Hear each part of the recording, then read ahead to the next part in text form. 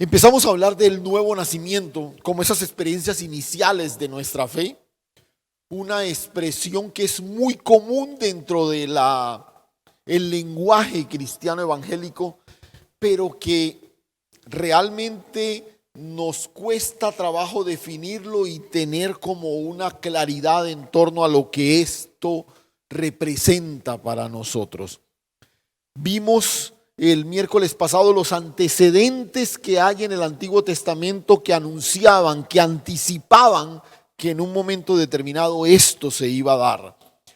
Miramos la profecía de Jeremías y la profecía de Ezequiel y concluimos varias cosas y quiero sencillamente recordarlas para seguir avanzando.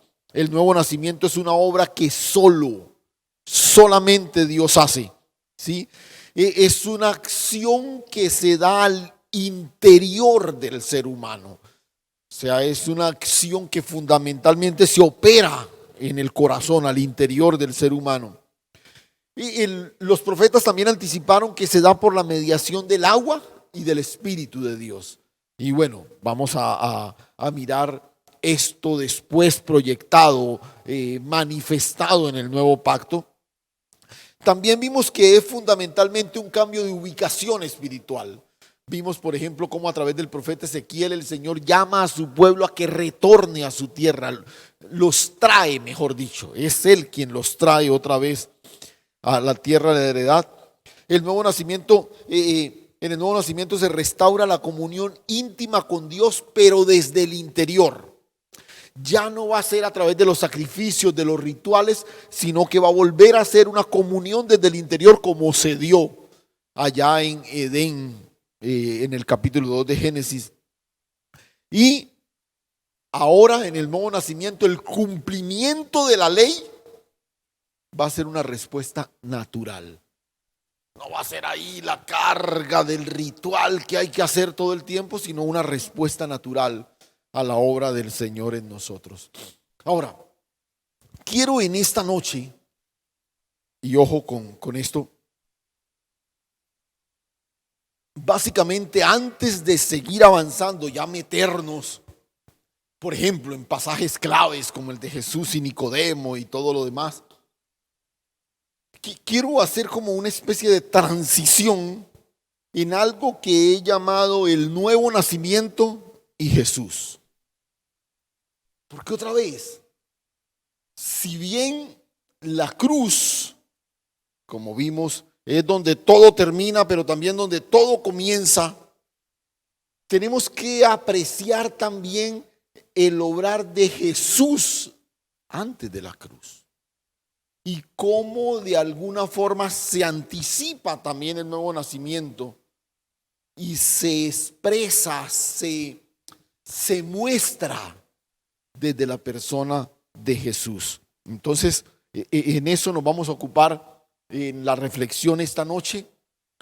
Simplemente tratar de aclarar un proceso que, vuelvo y repito, hablamos de nuevo nacimiento, tal persona nació de nuevo, probablemente este no, este sí, pero ¿cómo es que se da? Y de alguna forma, ¿cuál es el papel que juega Jesús para, y cuando hablo de Jesús de Nazaret, mostrándonos precisamente este momento especial? Hay un texto del que quiero partir ahí en Romanos capítulo 3, versículo 23, un texto que casi podría asegurar que todo el que tiene por lo menos algunas semanas de caminar en la fe lo sabe de memoria.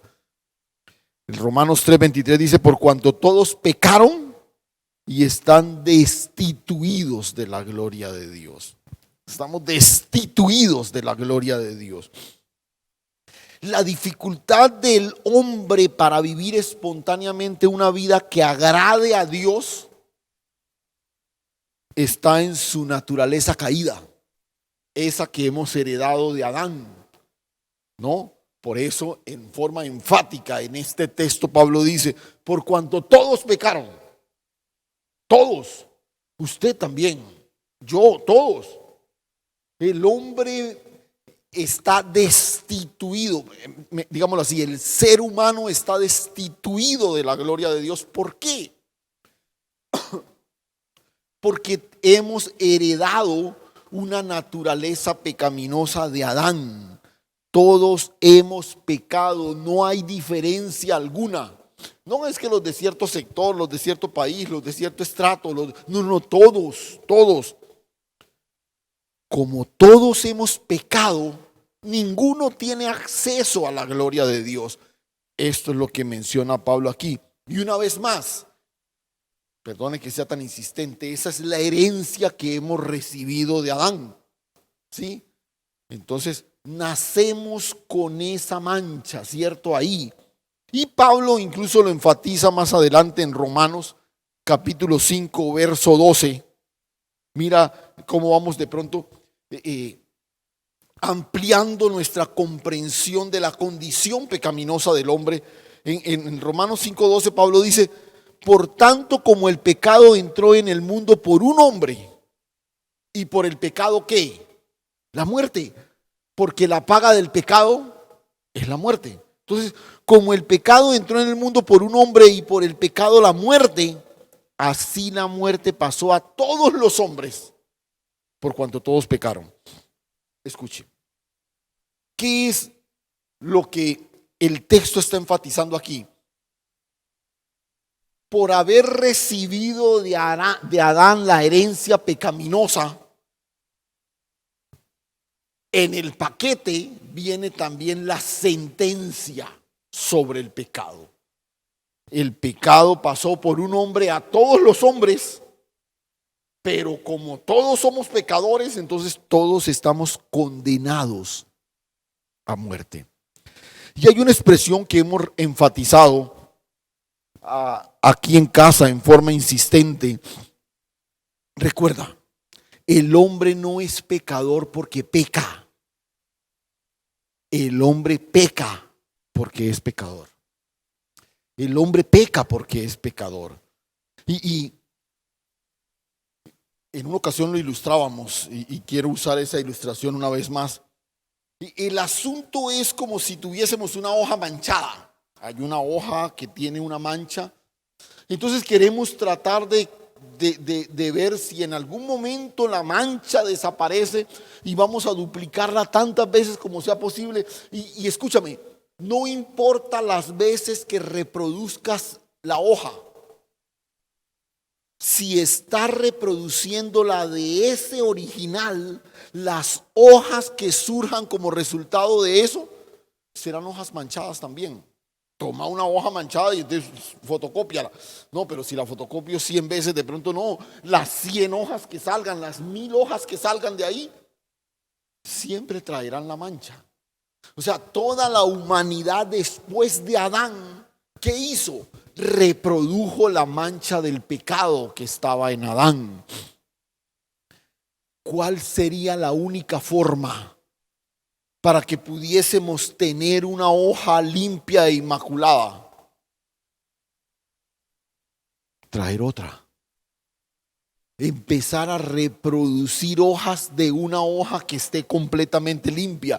Porque si vas a hacerlo de la hoja manchada de una u otra forma, siempre duplicarás la mancha del pecado. La única forma de quitar la mancha es partir de una hoja nueva. El nuevo nacimiento, escúchame, como expresión de un nuevo pacto anticipado por los profetas, tiene un antecedente claro en la vida de Jesús. Usando el ejemplo que les acabo de dar, Jesús es la nueva hoja sobre la cual todas las demás que salen de ahí salen blancas e inmaculadas. Porque Jesús es el único hombre, escúchame, hombre, que pisa la faz de la tierra sin la mancha del pecado. Esa es la nueva hoja que viene para traer hojas limpias e inmaculadas. La encarnación del Hijo y su paso por la tierra en condición de hombre es lo que marca la transición entre las dos alianzas, El antiguo pacto que estaba mediado por los sacrificios, el cumplimiento riguroso de la ley y la incapacidad de lograrlo, y el nuevo pacto que ahora reproduce una nueva vida, la vida del Hijo. Por eso, lo que ocurrió en el Hijo, ojo, porque aquí empezamos ya, nos metemos en materia. Lo que ocurrió en el Hijo es clave para alcanzar un entendimiento acerca de la grandeza de este momento del nuevo nacimiento. Si yo puedo tratar de entender qué fue lo que ocurrió en el Hijo de Dios al momento en que se encarnó, porque otra vez yo puedo pensar en el Hijo de Dios, la segunda persona de la Trinidad, allá compartiendo en esa convivencia única entre el Dios Trino, pero vino y se hizo uno de nosotros, como usted y como yo, sometido a las mismas limitaciones de usted, que tiene usted y que tengo yo, con las mismas dificultades y aflicciones que vive usted y que vivo yo, con una sola diferencia, o mejor dicho, una abismal diferencia. En él no estaba la mancha del pecado que está en todos nosotros. Por eso vuelvo y repito, tratar de apreciar qué fue lo que sucedió en el Hijo en el momento de la encarnación es clave para que entendamos cómo se da ahora en nosotros el nuevo nacimiento. Entonces, la pregunta sería, ¿qué sucedió en la encarnación? ¿Qué fue lo que ocurrió exactamente en la encarnación? ¿Qué podemos rescatar de ese misterio? La encarnación es un misterio. Pero ¿cuáles son los detalles que la Escritura nos permite conocer y que de alguna forma nos dan una pista, una luz, ilumina nuestro entendimiento en torno a lo que sucedió o a lo que sucede ahora en el nuevo nacimiento? Entonces, ojo con el ejercicio que vamos a hacer. Vamos a tratar de apreciar cómo se dio la encarnación, o por lo menos lo que la Escritura nos muestra. Vuelvo y repito, es un misterio, pero lo que la Escritura nos muestra de la encarnación, y vamos a ver eso, qué incidencia tiene en lo que ahora se da en nosotros, en la nueva vida en Cristo Jesús. ¿Listos?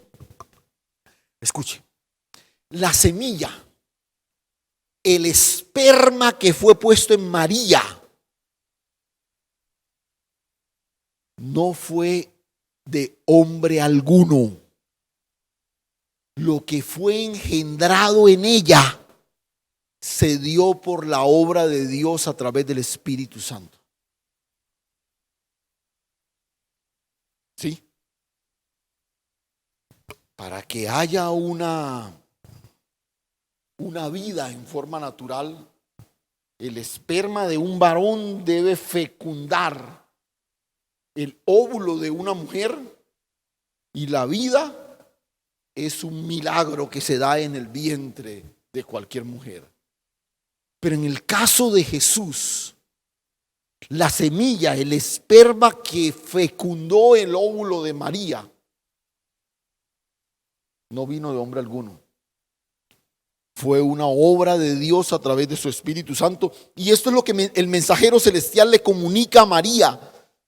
Cuando el mensajero celestial viene para decirle, para darle la buena nueva de que ella ha sido escogida para ser el vehículo, el instrumento a través del cual el Salvador del mundo vendría. La inquietud de María, la inquietud natural de María es, venga, pero es que yo soy una mujer virgen, yo no he conocido varón, yo no he tenido ningún tipo de contacto sexual con ningún varón. Y aquí es donde viene la explicación del ángel que encontramos en Lucas capítulo 1 verso 34. Escuche. Entonces María dijo al ángel, expresó su inquietud, ¿cierto? ¿Cómo será esto? Yo no conozco varón. ¿Cómo será esto? Respondiendo el ángel le dijo, el Espíritu Santo vendrá sobre ti y el poder del Altísimo te cubrirá con su sombra, por lo cual también el santo ser que nacerá será llamado Hijo de Dios. Observa la diferencia.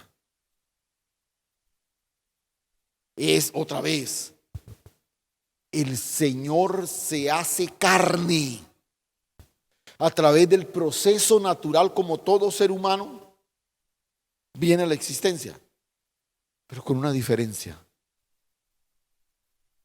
La semilla, el esperma, no proviene de hombre alguno.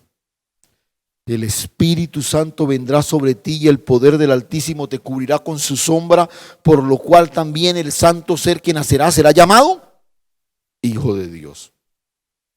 Nota, y miremos la diferencia. El primer hombre, Adán, lo vimos el miércoles pasado. El primer hombre recibió el aliento de vida por medio del Espíritu de Dios. Dios le da a Adán la orden de que reproduzca la vida que le fue dada. Adán es una criatura de Dios. Dios lo creó con sus manos. Bueno, lo creó con la palabra, lo formó con sus manos y le dio vida por el aliento de su boca. Pero Adán debe reproducir la vida que le ha sido dada. Era el mandato de Dios. Reprodúcete, llena la tierra, ¿cierto? Pero resulta que Adán peca. Y cuando Adán peca, el espíritu muere. Y vimos en qué forma fue que murió. O sea, perdió la capacidad de comunión con Dios en la intimidad desde su interior. El hombre peca, su espíritu muere y conserva la facultad de moverse, de respirar, pero se divorcia de la vida que lo conecta con Dios. Por eso Pablo dice en Romanos, el versículo donde partimos, todos estamos destituidos de la gloria de Dios. Porque el hombre a través del pecado en Edén se divorció de esa dimensión de vida. Te lo voy a decir y otra vez, esto lo vamos a profundizar después, pero el hombre conservó la vida bios, la que lo faculta para moverse en el tiempo, pero murió a la vida zoé, a la que tiene una comunión con Dios. Por las palabras no te preocupes, después, repito, ampliaremos estos conceptos. Pero Adán se reproduce. Adán se multiplica. Pero todo hijo de Adán, escúchame esto, nace muerto espiritualmente. Todo nacido a partir de ahí, escúchame, es criatura de Dios, pero hijo de Adán. ¿La cogiste? Adán muere espiritualmente. Conserva la vida bios, la que le permite respirar y esto, pero murió a la vida zoé, a la que lo conecta con Dios. Ahora se reproduce. Todo hijo, toda persona que surge de ahí es criatura de Dios, pero hijo de Adán.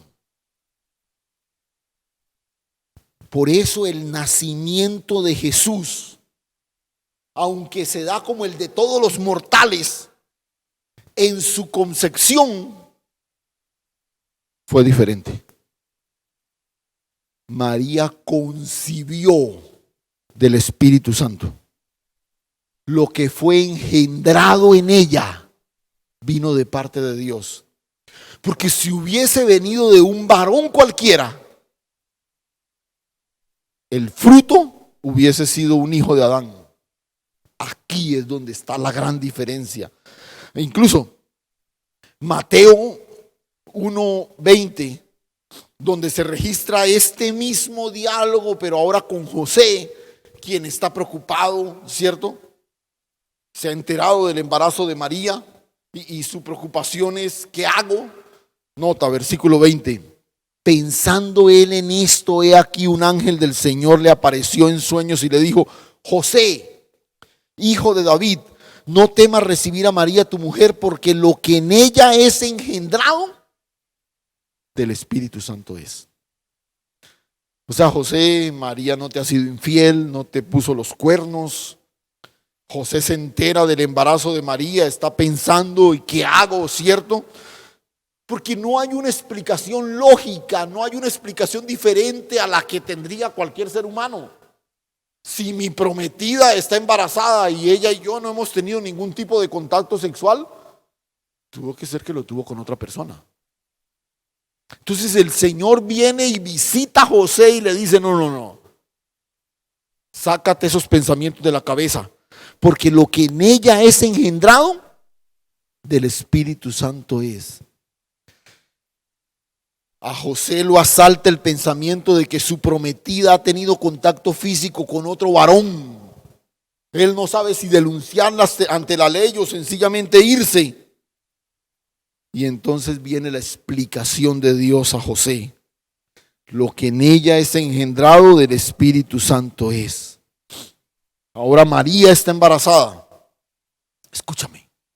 Es la primera vez en la historia de la humanidad que una mujer coincide sin la unión genital con un varón. Por primera vez. Por primera vez. Una mujer concibe en su vientre una nueva vida sin la mediación de una relación de pareja. Una nueva vida está en su vientre. Cuando la acción de Dios por medio del Espíritu Santo engendra en María la vida del Hijo. Y escúchame, aquí es donde viene la parte que yo quiero que capturemos en nuestro entendimiento. Cuando María queda embarazada por la semilla de Dios, por la mediación del Espíritu, desde el momento en que queda embarazada, la vida del Hijo de Dios está en ella. Desde ese mismo instante. Este es el debate absurdo de algunos abortistas que, queriendo sostener y justificar su pecaminosa acción, han tratado de ponerle tiempo a atribuirle al embrión vida después de tantas semanas. No, escúchame. Todos sabemos esto, la ciencia lo ha corroborado de muchas maneras. Desde el momento en que el esperma fecunda el óvulo, hay una nueva vida. Desde ese instante en que el esperma fecunda el óvulo y se crea el embrión, hay una nueva vida. En las siguientes semanas, no es que va adquiriendo vida, no. Es que la vida que ya está en él se va desarrollando. ¿Ves la diferencia?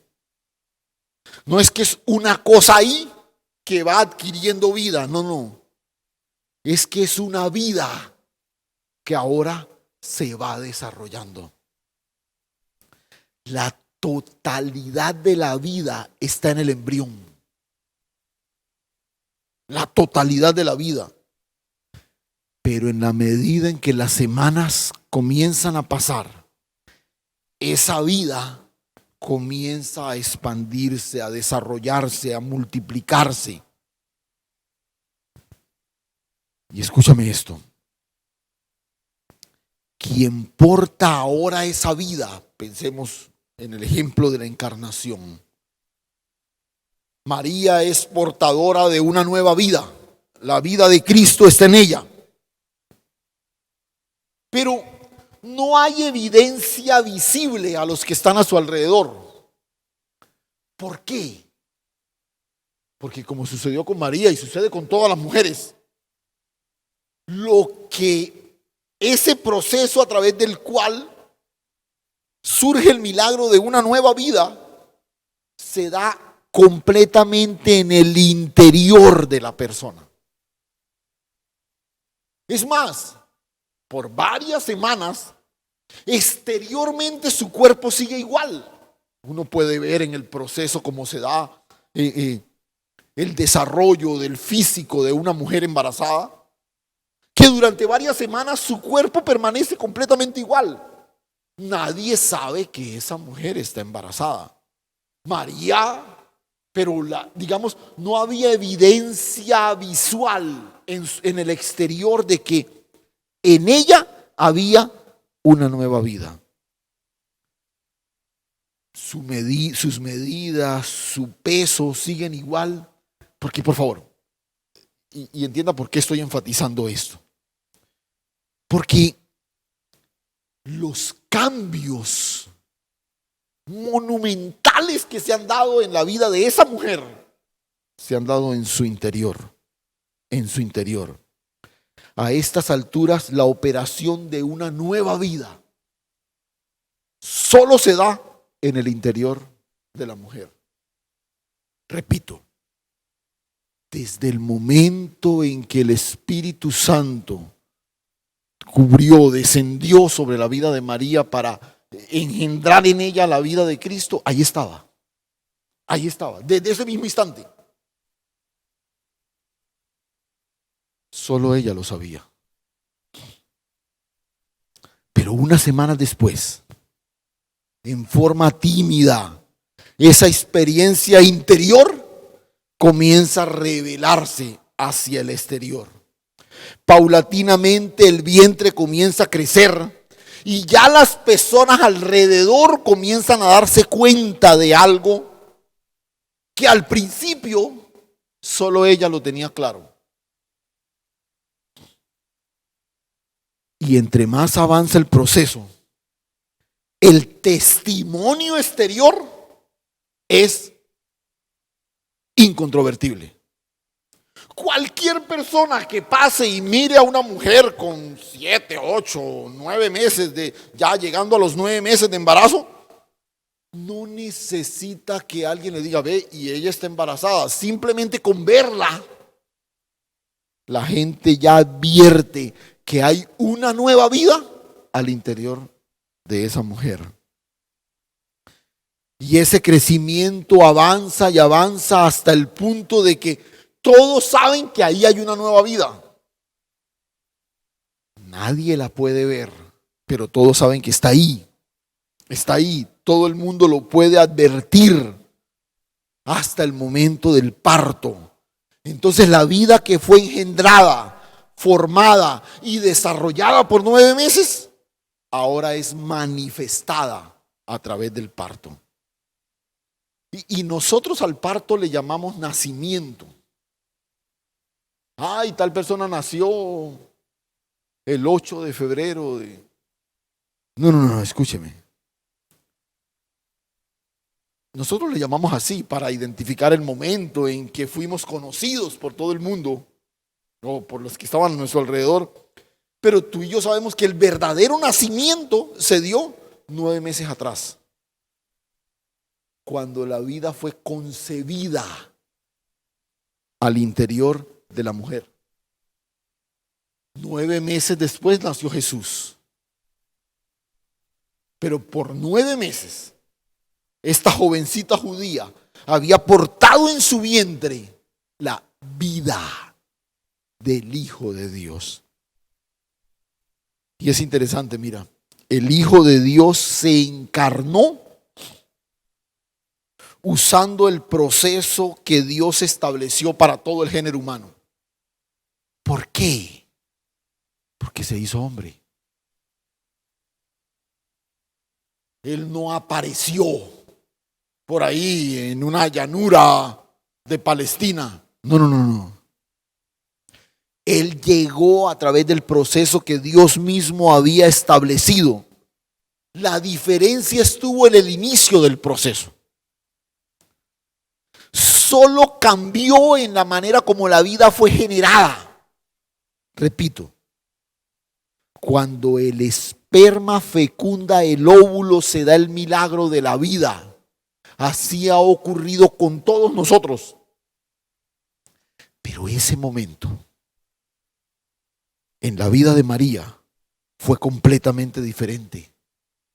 porque fue el esperma de Dios, la semilla de Dios, la que se unió al óvulo de aquella jovencita, y la vida del Hijo se despojó de su manto de gloria y asumió la naturaleza humana y se hizo carne en forma de embrión en el vientre de aquella mujer.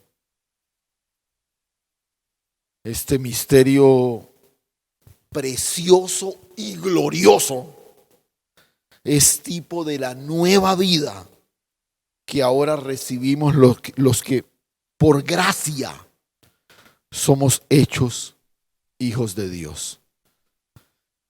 Hasta aquí pienso que de alguna manera hay cierta claridad de cómo sucedió, pero vamos a tratar de relacionarlo con nosotros. Mira lo que dice Pablo en Romanos capítulo 5. Romanos capítulo 5, a la altura del versículo 17. Escucha. Pues si por la transgresión de uno solo reinó la muerte, mucho más reinará en vida por uno solo, Jesucristo, los que reciben la abundancia de la gracia y del don de la justicia. Nota, Pablo dice, ¿recuerdan que ya les había dicho antes que el pecado por uno entró a todos los hombres y por él la muerte? Bueno, dice, la transgresión reinó para muerte por uno, Adán. Pero mucho más reinará en vida por uno solo, Jesucristo, los que reciben la abundancia de la gracia. Versículo 18. Así que como por la transgresión de uno, Adán, vino la condenación a todos los hombres, de la misma manera por la justicia de uno, Jesucristo, vino a todos los hombres la justificación de vida. Interesante la manera tan clara como Pablo lo coloca aquí. Pero volvamos un momentico al principio. Después de que Adán, allá en Génesis 3, murió en pecado, porque hicimos la corrección, no es que cayó en pecado. No, Adán murió en pecado, porque su espíritu murió.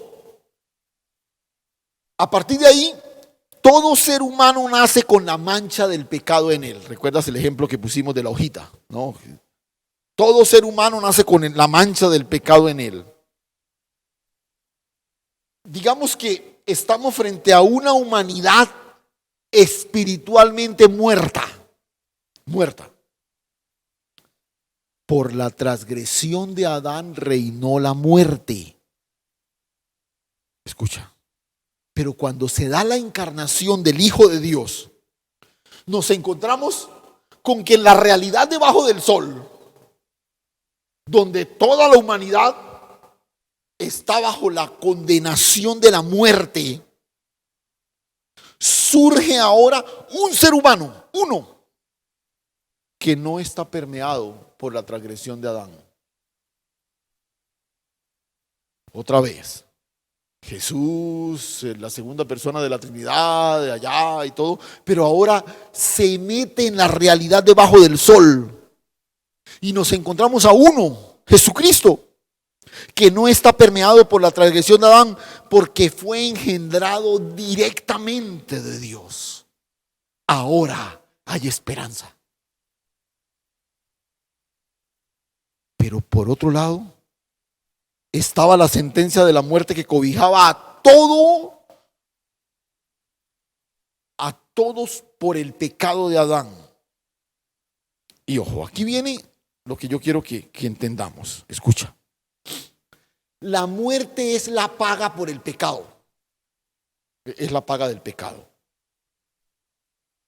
Pero la muerte de ningún ser humano alcanza a cubrir esa sentencia.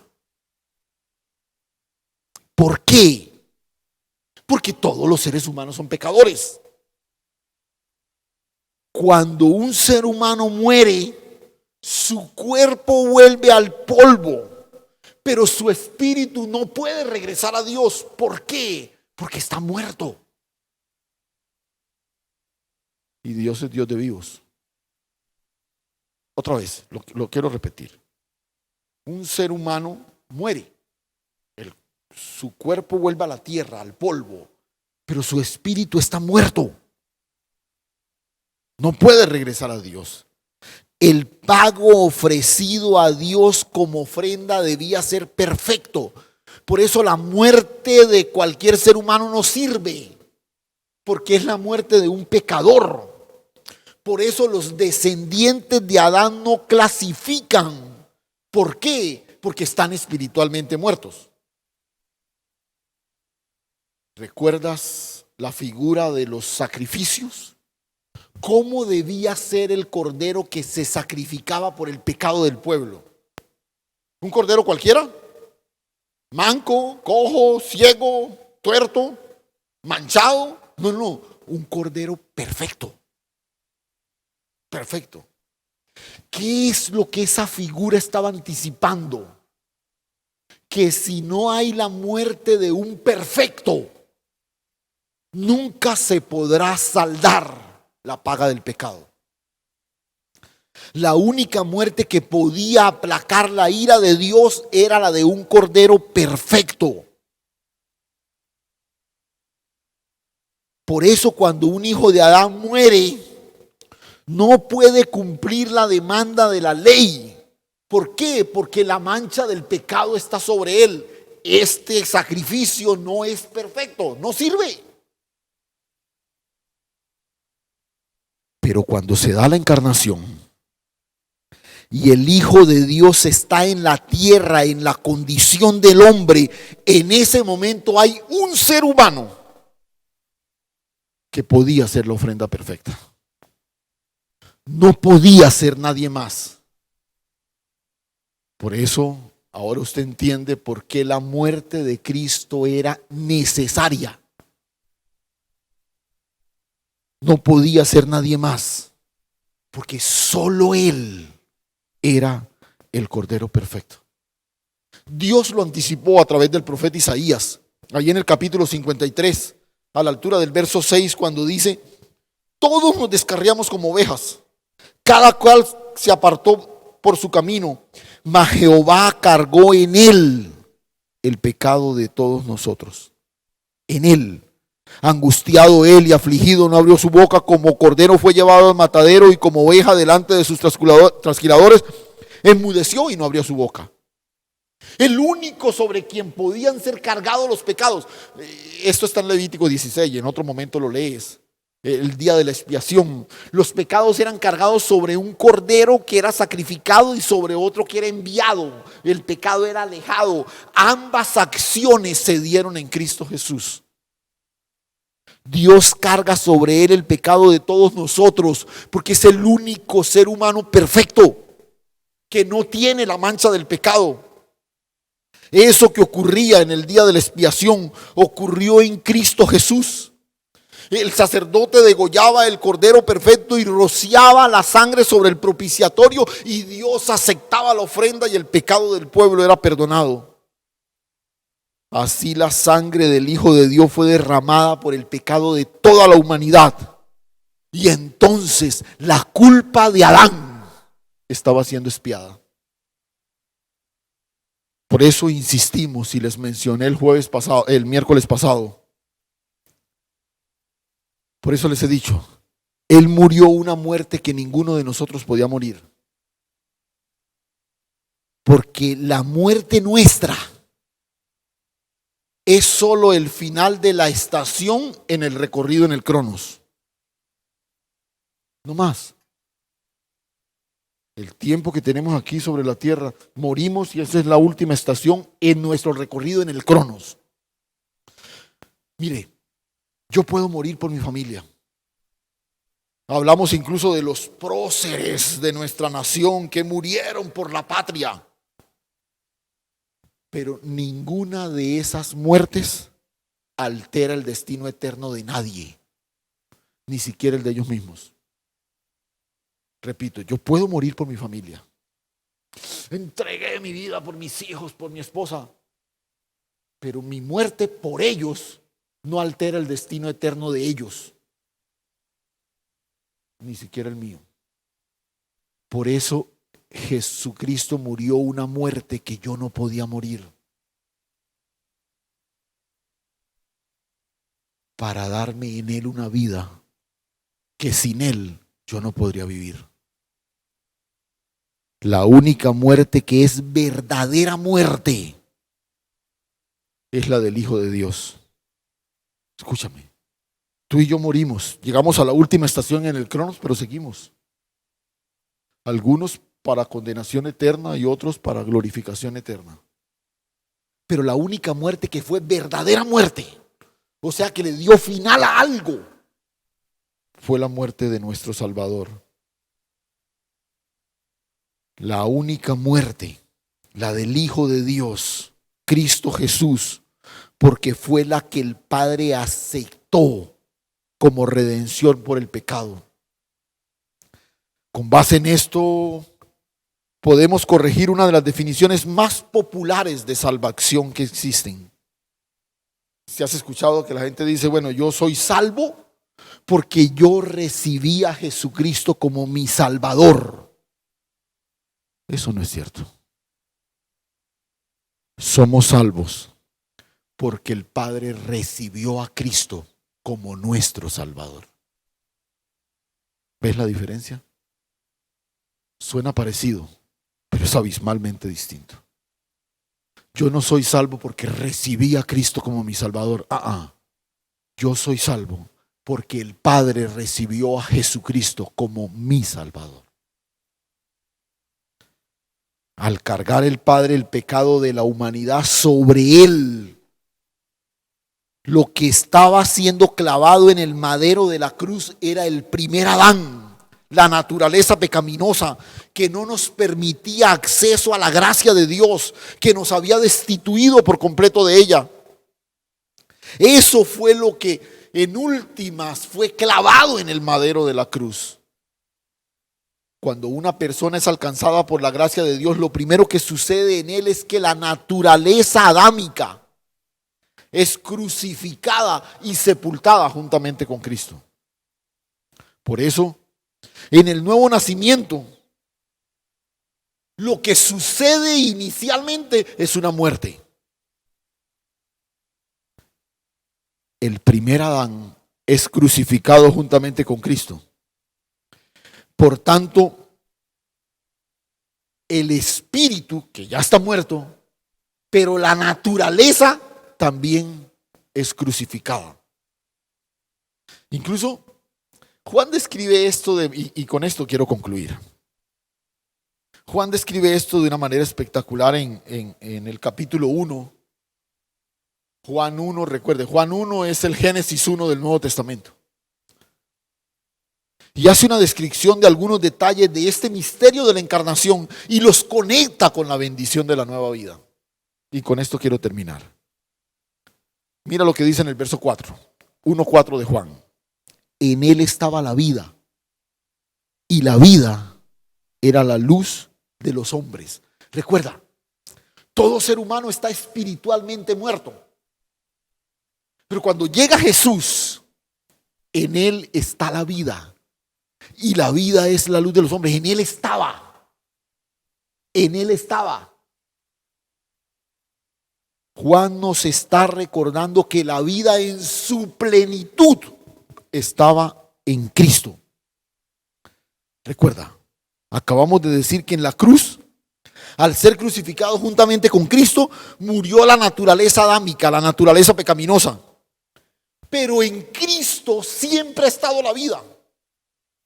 O sea, si yo soy crucificado juntamente con Cristo, la naturaleza pecaminosa es clavada en el madero, pero en él está la vida eterna. Por eso la crucifixión de Ángel por la humanidad no sirve de nada. Es la de Cristo, porque la vida está en él. En Cristo siempre ha estado la vida. Y la clave de este proceso se describe en los versos 12 y 13. Observa, versículo 12 del mismo capítulo 1 de Juan.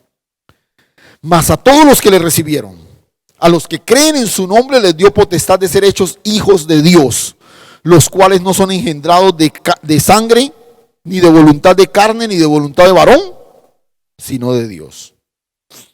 Observa, el verso 12 está hablando de voluntad.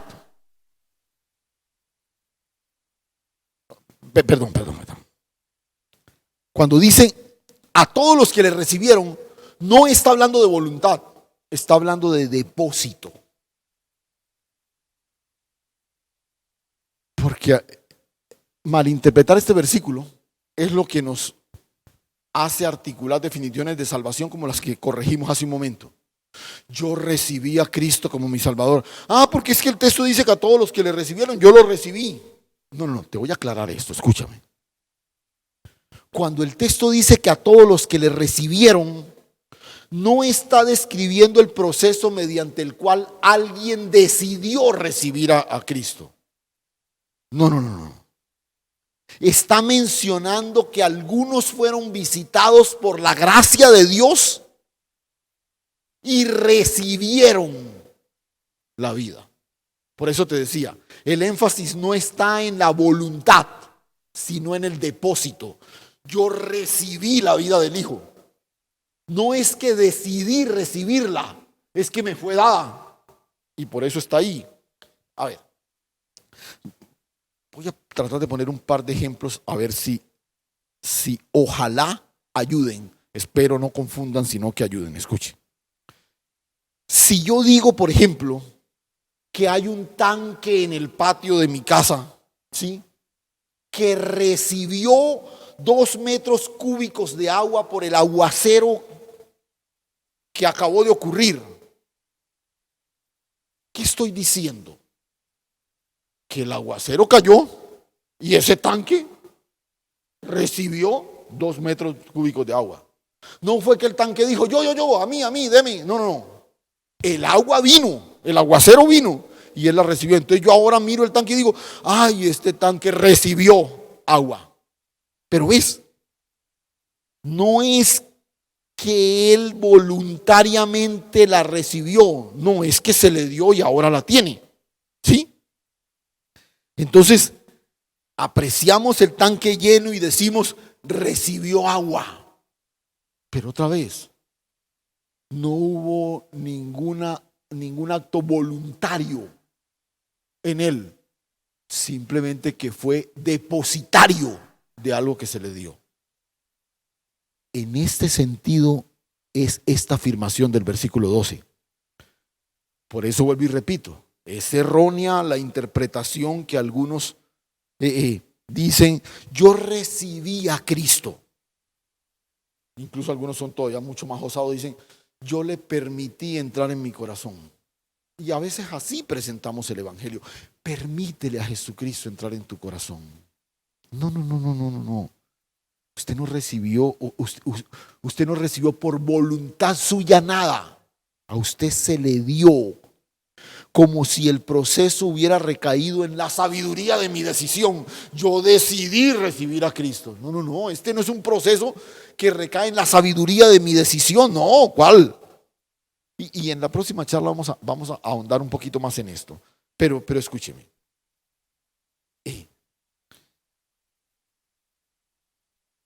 Quiero tratar de aclarar un poquito más esto. Porque en este versículo 12, incluso la confusión se acentúa con la expresión que sigue. A todos los que le recibieron, a los que creen en su nombre, les dio potestad de ser hechos hijos de Dios. Si ve, pastor, ahí lo dice, que yo lo recibí porque creí. Y el orden que muchos han asumido de esta declaración es que la persona cree, por eso toma la decisión de recibir. Y esa brillante decisión lo hace un hijo de Dios. Escúchame, esto es completamente erróneo. Completamente erróneo. Y a ver, yo no sé si el ejemplo del tanque creo que no sirvió mucho. Voy a tratar de ilustrar la declaración con otro ejemplo. Escucha esto. Voy a tratar de hacer una declaración similar a la que dice el versículo 12. Otra vez. Escucha esto. Todas las familias recibieron la ayuda de la administración municipal, creyeron en las palabras del alcalde y eso los hizo beneficiarios del programa de ayuda de la alcaldía. Otra vez. Todas las familias recibieron la ayuda de la administración municipal. Perdón, todas las familias que recibieron la ayuda de la administración municipal creyeron en las palabras del alcalde. Y esto los hizo parte del programa de beneficios de la alcaldía. Ojo. Aquí no se trata de que unos recibieron la ayuda y otros no, porque nadie va a menospreciar una ayuda que le dan. Aquí está mencionando a los que recibieron. De alguna forma la alcaldía escogió a quienes darle. Entonces lo que la frase está diciendo es que los que recibieron la ayuda, los que la administración decidió darles una ayuda, la recibieron, ¿sí? Como la recibieron, entonces dijeron, ay, entonces lo que el alcalde decía sí es cierto. Entonces recibieron la ayuda y creyeron en lo que el alcalde les dijo. Ahora la pregunta es, ¿por qué creyeron? Porque recibieron. Nota, no fue que creyeron y por eso recibieron. No, es que recibieron y por eso creyeron. Y como recibieron, ahora la alcaldía los inscribió en el programa de ayuda. Ahora son beneficiarios. ¿Ves? Eso es claro. Eso es claro. No es que el que cree en el alcalde va a recibir una ayuda. No. Las familias que recibieron ayuda dicen, oiga, el tipo sí cumplió lo que dijo. ¿Sí? Entonces nota, creyó porque recibió. ¿Por qué nos cuesta trabajo entender la expresión del versículo 12 distinta?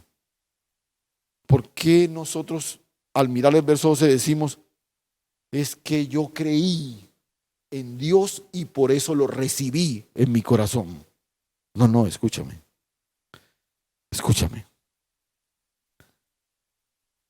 Observa la afirmación de Juan otra vez. Los que le recibieron no se refiere a los que tomaron una decisión de recibirle. No. Ninguna persona tiene la capacidad de tomar esa decisión. Los que creyeron se refiere a la consecuencia, no a una iniciativa. Otra vez. Cuando habla de los que creyeron, está hablando de una consecuencia, no de una iniciativa. Tú crees porque recibiste. No creíste para recibir. ¿Ves? No es que yo creí y por eso recibí. Es que yo recibí lo que me fue dado y por eso creí. La acción natural de dar lo que Dios me dio me llevó a creer en Él. No soy hijo de Dios por algo que yo haya hecho. Soy hijo de Dios por lo que Él hizo en Cristo Jesús. Y a mí me parece que Juan, como que anticipándose a la controversia que este texto iba a tener, o a la mala interpretación, nos regala el verso 13. Y otra vez, yo no entiendo cómo a veces malinterpretamos el verso 12 como si no existiera el verso 13. Mira lo que dice el versículo 13. Los cuales no son engendrados de sangre, ni de voluntad de carne, ni de voluntad de varón, sino de Dios. O sea, aquí no fue que nadie decidió, que alguien creyó y el otro no creyó y entonces este sí. No, escúchame. No queda duda alguna.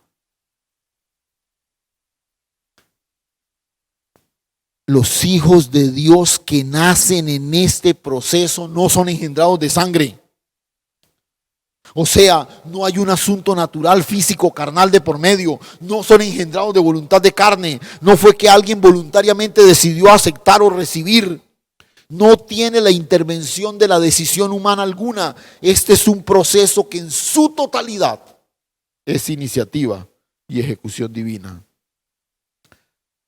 Tú crees porque la nueva vida te fue dada. No es que creíste para recibir la nueva vida. No. Tú creíste porque la nueva vida te fue dada. No creíste para recibir, sino que creíste por recibirla. La hoja manchada, esa que representa a Adán, fue clavada en la cruz y la hoja inmaculada, esa que representa a Cristo, nos fue dada para iniciar una nueva vida. Así como sucedió en la encarnación, sucede con todo proceso de gestación. La vida se va desarrollando. No es que se va adquiriendo. No. La vida ya está ahí, sino que se va desarrollando. Por eso, quizás al principio, tú solo eres consciente de que algo pasó en tu interior. No sabes ni definirlo, pero comienzas a tener comunión con Dios. Comienzas a deleitarte en la palabra. Comienzas a crecer en tu acercamiento al Señor. Y la obra del Espíritu Santo va desarrollando en ti la vida que te fue dada. Y así como en la mujer embarazada, que en las primeras semanas nadie se da cuenta, pero después todo el mundo lo percibe. De la misma manera, la vida que ahora portas, la vida de Cristo, comienza a ser desarrollada, y ahora todo el mundo te ve e identifica que eres portador de una nueva vida. Algo pasó en usted, yo lo noto diferente, yo veo que usted habla distinto. Y repito, llega un momento en que las evidencias visuales de una mujer embarazada son innegables. De la misma forma, llega un momento a través de la comunión con el Señor, de la vida de Cristo, el carácter de Cristo, el hablar de Cristo, la compasión de Cristo, comienzan a ser una evidencia clara y reconocible a través de ti. Después de un proceso, esa vida que estaba encapsulada en el vientre de la mujer sale, y por medio del parto todos pueden reconocerla. Ese es el anhelo de Dios, que a través de su proceso en nosotros, la nueva vida que nos fue dada haga de tal manera visible a Cristo, que nosotros quedemos completamente escondidos en Él. Ese es el anhelo del corazón de Dios. Cierra tus ojos un momento. Padre, gracias, Señor. Gracias por el regalo de la nueva vida que me llevó a creer y que me hizo hijo de Dios. Gracias porque esa vida que ahora portamos día a día se va desarrollando, va creciendo a la medida de la estatura de la plenitud de Cristo. El anhelo de nuestros corazones hoy y nuestra oración, Señor, es que tu mano poderosa siga perfeccionando en nosotros el proceso, para que ojalá muy pronto la vida del Hijo sea tan clara en nosotros que aún nosotros seamos irreconocibles. Que la gente pueda escuchar a Cristo cuando hablamos. Que la gente pueda identificar a Cristo cuando interactuamos con ellos. Que la gente pueda sentir el amor de Cristo cuando le servimos. Que en todo instante la vida que nos fue dada a plenitud desde el momento en que fuimos alcanzados por tu gracia termine finalmente escondiéndonos por completo en ti. Gracias, Señor. A ti toda la gloria y toda la honra en Cristo Jesús. Amén.